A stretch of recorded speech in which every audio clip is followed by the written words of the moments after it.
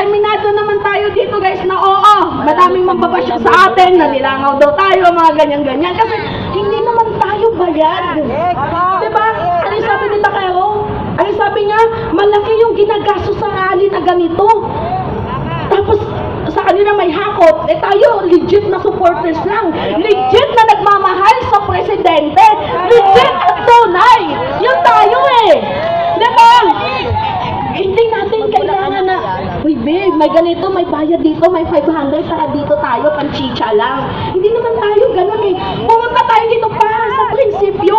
Pumunta tayo dito kusang loob. Pumunta tayo dito para sa bayan. Diba? Sara! Mag-resign ka na! Konting kahiyan naman no! Diba?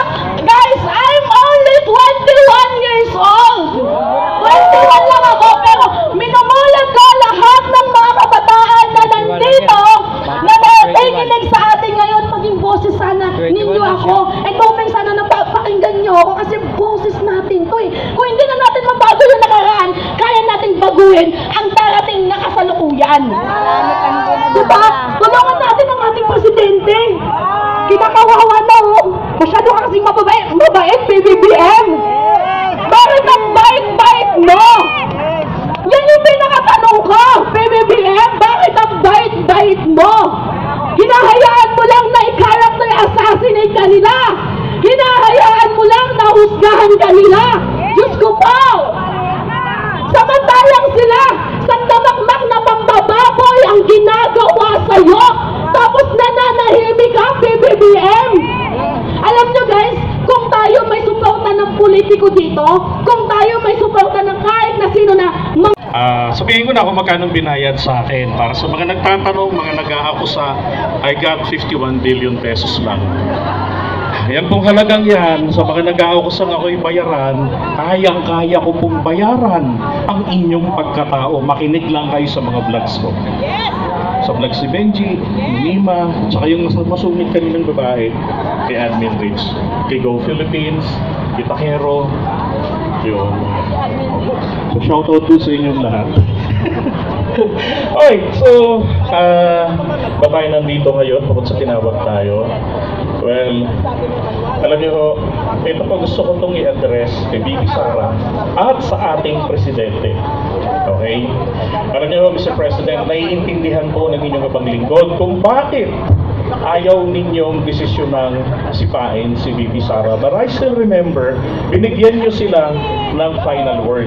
Ang sabi niyo noon, di pa i-paraphrase, ang sabi niyo, mag-focus kayo sa trabaho, kayo DepEd, and pakita kayo ng performance. Now, Mr. President, sabi niyo nung nakaraan, wala kayong nakikitang sapat na dahilan para tanggalin siya sa pwesto.